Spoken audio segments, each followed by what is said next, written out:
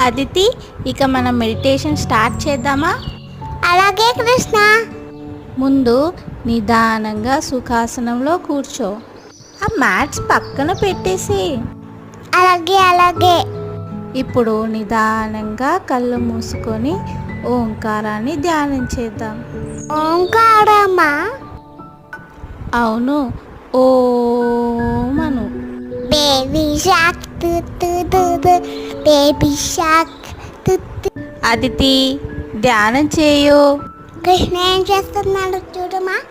అదితి, కళ్ళు మూసుకో.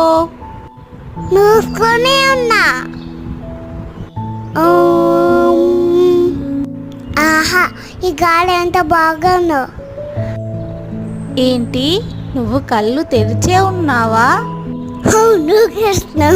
నీకు నేర్పిస్తానన్నా చూడు, నాది తప్పు.